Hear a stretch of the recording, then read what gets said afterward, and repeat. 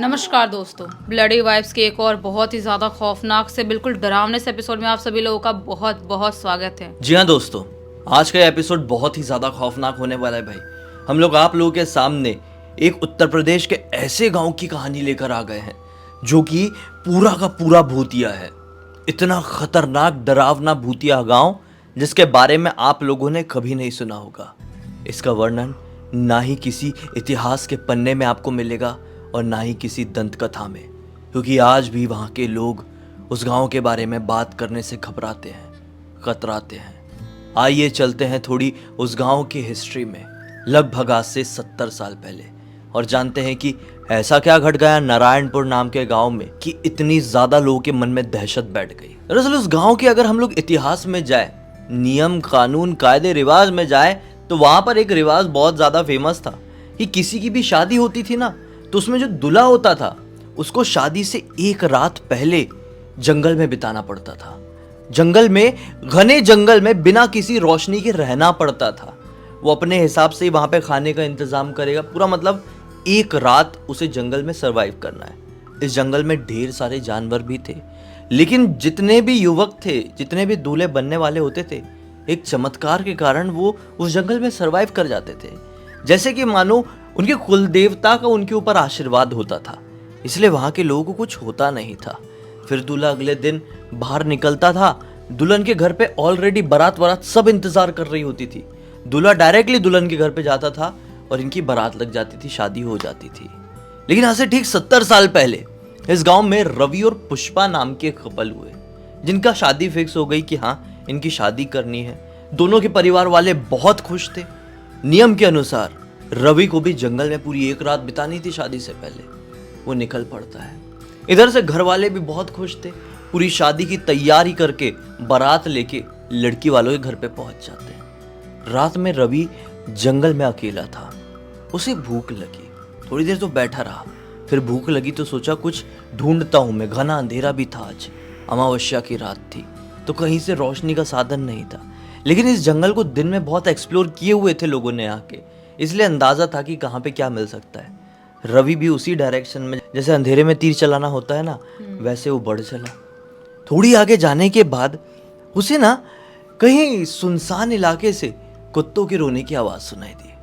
जिस आवाज से वो थोड़ा घबराया कि यहाँ पे कुत्ते क्यों रो रहे हैं, क्या रीजन हो सकता है। फिर वहां पे उसे भेड़ियों की आवाज भी सुनाई देने लगी। फिर बिल्लियां लड़ रही है, एक हाथ शेर की घुर्राने की भी आवाज सुनाई देती। तो बेहद ज्यादा डर गया, बोला कि अब यहाँ पर रुकना सही नहीं है।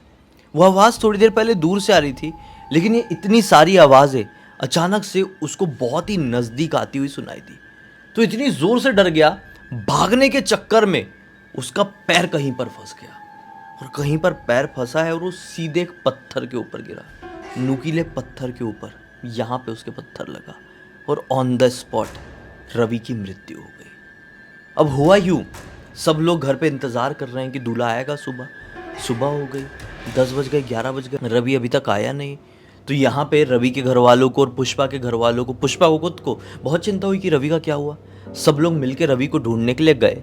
उस पॉइंट में गए जहाँ पर नॉर्मली सब दूल्हे जाके बैठते थे और पूरी रात काटते थे। उस पॉइंट पे रवि नहीं था, तो सभी लोग जंगल के चारों तरफ उसे ढूंढने लगे। ये घना और बहुत बड़ा जंगल था, रवि कहीं नहीं मिला। फिर अचानक से रवि के पिताजी के चिल्लाने की आवाज सुनाई दी। सब लोग भाग के रवि के पिताजी की तरफ पहुंचे। क्या पाए कि रवि एक पेड़ में एकदम ऐसा टिक के पड़ा हुआ है और पूरा शरीर उधड़ा हुआ है, पूरा खून खान। किसी जंगली जानवर ने इसके ऊपर शायद प्रहार किया था, देखकर ऐसा लग रहा था, लेकिन इसके शरीर के किसी भी हिस्से को खाया नहीं था। बस इनके बीच में एक मातम का माहौल बन गया। सब लोग बहुत रोए, बहुत दुख मनाए, और रवि के शव को जहाँ पर वो मिला था वहीं पर दफना दिया गया। जलाया इसलिए नहीं गया ताकि सबको याद रहे कि हमारे एक रिवाज के कारण कितनी बड़ी दुर्घटना हो गई है। लेकिन ये रिवाज बंद नहीं किया उन लोगों ने, क्योंकि गांव में ये चीज़ चलती है, रिवाज रीति को वो इतनी आसानी से छोड़ते नहीं हैं। खैर उन लोगों ने भी नहीं छोड़े और कंटिन्यू रखे। लेकिन रवि की मृत्यु के बाद इस गांव में जो कोई भी शादी होने वाली होती, तो या तो दूल्हा या तो दुल्हन गायब ही हो जाते, मिलते ही नहीं, कहाँ चले जाते कुछ समझ में नहीं आता। बाय चांस शादी हो भी जाती तो शादी के एग्जैक्टली अगले दिन दूल्हा या दुल्हन की मृत्यु हो जाती। अब इसी चीज ने गांव वालों को डराना शुरू कर दिया। 5-6 सालों तक तो लोगों ने नोटिस किए, लेकिन जब यह हर एक केस में होने लगा तो गांव के बड़े बूढ़ों ने कहना शुरू कर दिया कि भाई ये तुम्हारी रीति रिवाज के कारण जो रवि की मृत्यु हुई है, रवि की आत्मा आज भी इस गांव में भटकती है और वो कोई शादी को होते हुए देख नहीं सकती, या तो फिर हर एक लड़की के अंदर उसको खुद की दुल्हन दिखाई देती है, क्योंकि उसको उसकी दुल्हन नहीं मिल पाई, वो दूल्हे के रूप में मरा है, वो एक प्रेत योनि में चले गया है। यहाँ पर शादी बंद की जाए, रीति रिवाज तो दूर की बात, शादी ही बंद करो। शादी नहीं होगी इस गांव में, जिसको भी शादी करना होगा वो बाहर गांव जाओ, दूसरे वाले गांव जाओ, वहां पे शादी करो। लोगों ने बड़े बूढ़ों की बात माने और बाहर शादी करना शुरू कर दिए। जिस किसी की भी बाहर शादी होती, शादी सक्सेसफुल हो जाती और इस गांव में लफड़े हो जाते। मृत्यु निश्चित थी, गायब होना पक्का था। गांव वाले जब ये क्लियरली समझ गए आने वाले 10-15 सालों में और कि इस गांव में पक्का कुछ लफड़ा है, तो बहुत सारे लोगों ने इस गांव को खाली कर दिए। लेकिन जैसा मैंने आप लोगों को बताया कि जो बड़े बूढ़े थे, जो कि पीढ़ियों से इस गांव में रह रहे थे, उन लोगों के लिए छोड़ना इतना आसान नहीं होता अपनी जमीन, तो वो नहीं गए, वहीं पर रहने लगे। अब ऑब्वियसली यहाँ पे शादी नहीं होती थी। अब आज से ठीक 30 साल पहले, कौन से सन की बात रही होगी ये, 93 के आसपास की, एक कपल यहाँ पर पहुंचा जो कि शहर का रहने वाला था, लेकिन उनके पूर्वज इस गांव के थे। उन्होंने शुरू से सुने हुए थे कि हमारे गांव में एक इतना अच्छा रिवाज है कि शादी से पहले हमको दूल्हे को जंगल में रहना पड़ेगा। उनके लिए एडवेंचरस था। उनको रवि और पुष्पा की कहानी नहीं पता थी। वो दोनों के परिवार वाले भी यहाँ पे शादी करने के लिए पहुंचे कि हम तो यहीं पे शादी कराएंगे, कुछ डिफरेंट करना है, कुछ यूनिक होगा। गांव वालों ने बहुत मना किए कि नहीं, तुम लोग गलत करने जा रहे हो, हमारे गांव में ये सब नहीं हो सकता, क्योंकि रवि की आत्मा आज भी भटकती है और वो किसी भी जोड़े को खुश नहीं देख सकती। तुम्हारी लड़की को वो दुल्हन बने हुए देखेगी तो वो पुष्पा समझ लेगी और लेके जाएगी उसको। फिर हमसे मत कहना कि हमारे गांव में क्या हो गया। तो यहाँ पे लड़के का नाम था हर्ष और लड़की का नाम था कविता। हर्ष और कविता के माता पिता कहते हैं कि भाई हम भी कभी ना कभी इस गांव में रहा करते थे। हम नहीं, मतलब हमारे पूर्वज भी, और हमको मालूम है इस गांव में अगर इस तरह से शादी होती तो वो बहुत सक्सेसफुल होती है। आप पता नहीं क्यों मना कर रहे हो। ठीक है, आप लोग नहीं करते हो शादी, आप दगियान उसी बातों में अटके रहो। किसी की आत्मा ऐसे 50 साल से नहीं घूमती फिरती है भाई, उसको तो वो भी मोक्ष भी मिल गया होगा। आप चिंता मत करो, हम संभाल लेंगे। इन लोगों ने किसी की भी नहीं सुने। प्रॉपर वहाँ पे शादी का जो होता है ना, मंडप वगैरह लगवाया। अब शादी की एक रात पहले इन लोगों के मन में तो था ही वो करना है, तो अपना जो हर्ष है वो भी जंगल की तरफ पड़ा, क्योंकि मेन मकसद तो उनका यही था। वो इसलिए यहाँ पे शादी करने के लिए आए हुए थे, एंजॉयमेंट, एडवेंचर। शादी से मतलब था कि नहीं ये समझ में नहीं आ रहा है। वो जंगल पहुंच गया, जंगल में बैठा है और सब कुछ नॉर्मल। सुबह का वक्त आ गया, बोला कम ऑन यार, सुबह हो गई, सब तो ठीक थे, ये गाँव वाले फालतू में ऐसी बात करते हैं। वो खुशी खुशी बस हीरो बन के पहुंच गया उधर जहाँ पे इधर पे शादी होने वाली थी, मतलब जहाँ पे मंडप लगा हुआ था, जहाँ पे उसकी होने वाली पत्नी कविता के घर वाले, हर्ष के खुद घर वाले बारात लेके पहुंच चुके थे। लेकिन जैसे ही वो मंडप में पहुंचा तो रोने का और घबराया हुआ माहौल देखकर बहुत ज्यादा परेशान हो गया। कविता के सारे घर वाले एकदम रो रहे थे और हर्ष के घर वाले उन्हें संभाल रहे थे। हर्ष देख के घबरा गया कि ये क्या हो गया। तो पता चला कि कविता अपने कमरे से गायब है। हर्ष अचानक से डर गया, बोला ये क्या मैटर है, कैसे गायब हो सकती है।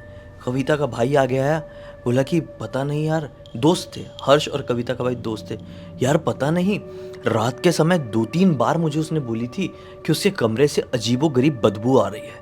वो बदबू मुझे नहीं आ रही थी, मैं जाके कई बार नोटिस करने की कोशिश किया था। फिर मुझे लगा कि शादी होने वाली थोड़ी घबराई हुई है, तो मैंने उसे आराम से सोने दिया और फिर मैं अपने कमरे में आ गया था। उसके बाद जब हम लोग सुबह गए तो वो नहीं थी। तो ये बोलता है कि ये कैसे हो सकता है, उसके कमरे में मुझे ले चलो, कौन सी स्मेल आ रही थी। ये कमरे में गया भाई, तो इसको भी एक अजीबोगरीब स्मेल आई जो किसी और को नहीं आई। तो हर्ष बड़ी चिंता में चले गया कि ये क्या हो रहा है, किसी और को स्मेल क्यों नहीं आ रही है, सिर्फ उसी को क्यों आई और मुझे कोई क्यों आ रही है, और वो कहाँ चली गई। अचानक से घबराए माहौल में उसकी नजर पड़ी कि आगे एक बरगद का पेड़ है। उस बरगद के पेड़ के नीचे गांव का एक वृद्ध आदमी बैठा हुआ और बड़े ध्यान से इनको देख रहा है और ऐसा सर हिला रहा है जैसे कुछ समझ रहा है। हर्ष ने सोचा कि बूढ़ा आदमी है, हमने गलती की इन लोगों की बात ना सुन लेना था। अब जाता हूँ, इससे कोई सलाह मांगता हूँ। जैसे ऐसा देख रहा है जैसे इसको कुछ समझ में आ रहा है। हर्ष हड़बड़ाते हुए उसके पास गया और बोला कि क्या आपको कुछ समझ में आ रहा है? आप तो समझ ही गए कि क्या कुछ हो रहा है। हम कविता को कैसे ढूंढ सकते हैं? आप ही कोई तरीका बताइए, आप बड़े बूढ़े लोग हैं, आपको बहुत जानकारी है। बोला देखो बेटा, ऐसा नहीं है कि मैं कोई देवता हो गया जो मैं तुम्हें बता लूँगा, लेकिन जितना मुझे रवि के आत्मा के रवैये से समझ में आया है, एक तरीका है कि एक मंडप बनाओ, शादी का माहौल बनाओ और एक नकली दुल्हन का पुतला तैयार करो और उसे हवन कुंड जो वाला होता है ना, शादी वाला, उसके सामने बैठा दो। रवि की आत्मा को पक्का लगेगा कि गांव में एक और शादी हो रही है। उसकी आत्मा ज़रूर आएगी और जैसे ही उसकी आत्मा आएगी तुम उसकी कब्र की तरफ जाना, जहाँ पर उसकी समाधि है, उसके आजू बाजू खोद के देखना। हो ना हो तुम्हारी होने वाली पत्नी कविता कहीं ना कहीं तुम्हें जिंदा दबी हुई मिलेगी। अब जैसे ये हर्ष ने सुना, ये लिटरली हो सकता है। हर्ष को पता नहीं ऐसी फीलिंग आई अंदर से, क्योंकि उसको गिल्ट तो हो गया था, हम बात मान लिए होते तो ये नहीं होता। तो उसने अंधाधुन बात मान लिया, बोला ठीक है आज शाम को ही ये सब कुछ करेंगे।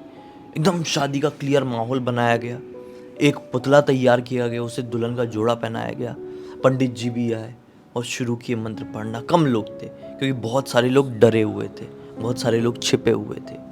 जैसे यहाँ पे मंत्रोच्चारण शुरू हुआ है, हवाएं चलने लगी, जोर की बिजली कड़कने लगी। वहां पे कुछ सामान रखे हुए थे शादी के सजावट के, वो अपने आप गिरने पड़ने लगे। ये तुरंत ही दूसरी तरफ भागा, भागते भागते भागते भागते जंगल पहुंचा। जंगल में ऑलरेडी कुछ लोग हर्ष के छुपे हुए थे, जो कि इंतजार कर रहे थे कि एक बार हमको समझ में आए कि मंडप में एक्टिविटी होना शुरू हो गई, हम यहाँ खोदना शुरू कर देंगे। जैसे ही जंगल में छुपे हुए लोगों को समझ में आया कि जंगल की तरफ कोई भागते हुए आ रहा है, वो समझ गए कि मंडप में एक्टिविटी होने लगी है, मंडप में रवि की आत्मा पहुंच गई है। वो लोगों ने उसकी समाधि के आजू बाजू खोदना शुरू कर दिए। अब मंडप में हो रहा था तहस नहस, सिचुएशंस क्रिएट हो रही थी, जो होना था। यहाँ पे खोदे तो मिल गई कविता, लेकिन ऑब्वियसली कविता जीवित नहीं, मृत। कैसे जीवित रहती? हाँ, वो रात में गायब हुई थी और पूरा दिन पूरी रात कोई जिंदा नहीं रह सकता दब के ऐसे। जैसे ही कविता को इस हालत में हर्ष ने देखा, बहुत जोर से चीख उठा। सारे लोग इकट्ठे हुए, देखे, लेके गए, अंतिम संस्कार किए। ये नज़ारा, ये दृश्य, ये सिचुएशन इतनी ज़्यादा भयावह थी ना, इतनी ज़्यादा डरा देने वाली, अंदर से झंझोड़ कर रख देने वाली थी कि गांव के हर एक व्यक्ति ने कह दिया कि इस गांव को बहुत बहुत ही ज़्यादा डरावना श्राप लग गया है, जिस श्राप को शायद कोई ख़त्म नहीं कर सकता। इस श्राप से बचना है तो हमें यहाँ से जाना होगा, हम नहीं रह सकते इसी जगह पर। गांव के हर एक व्यक्ति ने अपना उस दिन सामान पैक किया और रात होते तक पूरे गांव को खाली कर दिया गया। अब वहाँ पे घर नहीं है, वहाँ पे कुछ कुछ छोटी मोटी टूटी फूटी दीवारें, एक दो खंडर देखने को मिल जाएंगे। वहाँ पे जाने की हिम्मत आज भी कोई नहीं करता है। यह कहानी, ये घटना बहुत सारे लोगों को पता है, लेकिन आज भी लोग इसे डिस्कस करने से डरते हैं, क्योंकि वो घबराते हैं। उन्हें ऐसा लगता है कि रवि की आत्मा आज भी उन्हें कहीं ना कहीं से सुन रही होगी। इस पूरी घटना की जानकारी उसी गांव से बिलोंग करने वाले एक लड़के ने, जिसका नाम अनिल था, मुझे लिखकर भेजा। हमने सोचा कि आप लोगों के सामने लेकर आए और एक यूनिक घटना की यूनिक कहानी सुनाए।